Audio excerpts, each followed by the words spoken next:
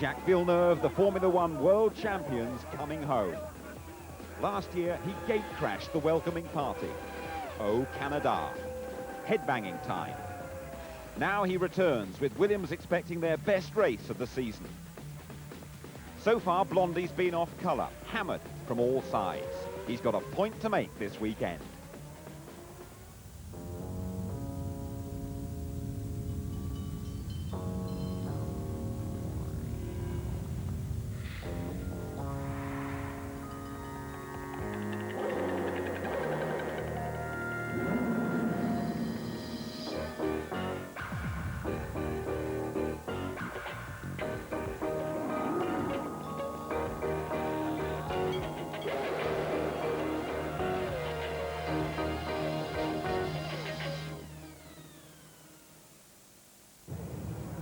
The circuit for the Canadian Grand Prix is named after Jacques Villeneuve's father, Gilles. It's situated on the Ile Notre-Dame, an island in the middle of the St. Lawrence Seaway. And welcome to Montreal. It's been chilly and very windy here over the last few days. We've even had the odd hailstorm, big contrast to last year. So 6 races gone, 10 to go. Those McLaren challengers are going to have to make their move, and quickly. Here's James Allen. Montreal is one of the most popular circuits among the drivers, and going into this race, Mika Hakkinen leads the championship by a healthy 17 points. 4 wins, including Monaco, giving him an impressive 46. Teammate David Coulthard has had 2 non-finishes and so has just 29 points. Heading the chase, Ferrari drivers Michael Schumacher on 24 points and teammate Eddie Irvine having his best season in Formula One on 15. So what about the track? Well, with 3 180-mile-an-hour straights and 6 sub-75-mile-an-hour corners, it's one of the toughest in the season on brakes. Turn 1, the centre hairpin is critical, braking from 180 miles an hour down to 60 miles an hour for the first part of the corner.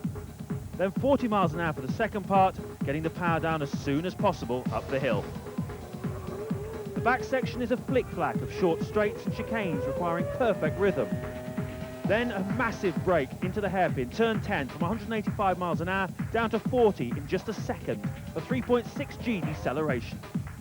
A long straight leads onto another big brake at the pit chicane, 190 miles an hour in top, down to 50 miles an hour in second, when you get it right. Williams are looking more competitive thanks to a heavily adapted chassis. There's a longer wheelbase and a modified rear end. Stewart have also lengthened their car in search of more stability. There's been quite a war of words between Goodyear and Michael Schumacher, with the American company dismissing Schumacher's claim that the tyres have been responsible for 70% of Ferrari's deficit to McLaren.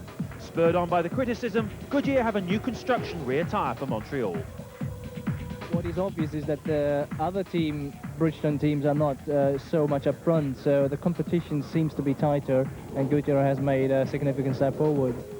Following crisis talks at Jordan, technical director Gary Anderson will miss Canada and Manu Kor, staying at home to work on the car.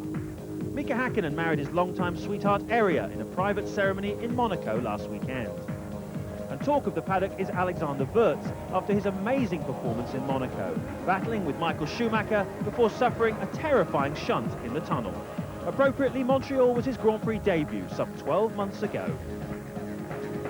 Because it was my first Formula 1 Grand Prix last year, so that's my Formula 1 birthday, 1 year old, and then Grand Prix.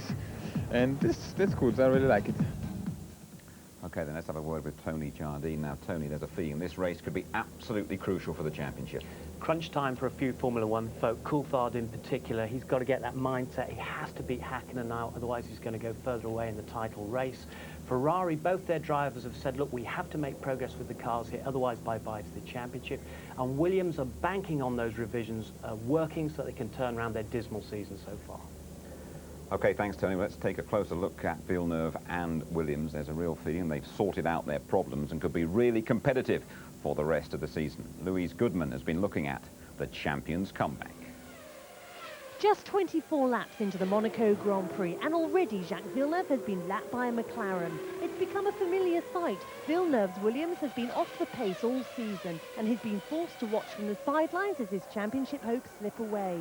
But the fight's not over yet. Weeks of work behind the scenes have resulted in a heavily revised car, which makes its debut here in Canada. Main thing is we've changed the weight distribution and we moved the rear wheels rearwards. It isn't an instant cure for everybody's car problem, but it's changed the axle loading, taken some load off the rear tyres, put some load on the front tyres, and stabilised the car a bit. Doesn't scare the drivers quite as much, I think. So it's more stable under braking, faster corner entry as a result of that, and less of a compromise to the setup of the car, so that we can then allow it to have reasonably good traction coming out of a corner. They don't expect to beat the big boys at McLaren, but Williams can at least set their sights a little higher. We should at least be at Ferrari's level. Unless we're at Ferrari's level this weekend, then we're going to be disappointed in the change. And I think all of Canada will be disappointed if he doesn't win. I don't think we're expecting a Villeneuve victory, but will he stand the pressure this time around? It's tough because it's a race he really wants to win. He got beaten in 96 by Hill last year on the second lap. He took tourism to the extreme and crashed into a welcome to Quebec banner. He wasn't pleased about that, but he's happier with his car. He can turn into the corners, the tail isn't jumping out on him, and they've made tremendous revisions to it. It's virtually a new car apart from the chassis, and they're much happier with it. But he's not sure what he's going to do in the future. He has to decide whether he's going to stay at Williams, whether he's possibly going to Ferrari. I don't think he's going to go to this new BAR team. He says it's too risky. But now the way they're talking about it, Williams is saying it's an ultimatum. You've got to let us know by the British Grand Prix if you're staying with us or not.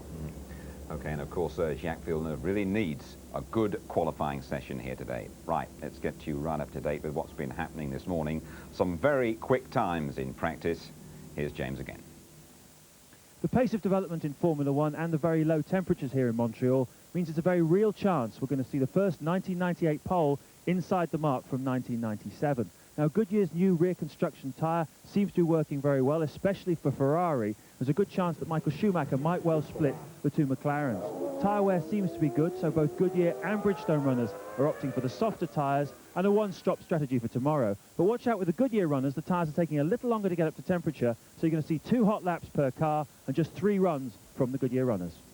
Hakkinen and Coulthard quickest, dead level, 118.8 in the second session. A day for the anoraks here, 13 degrees in the low 50s.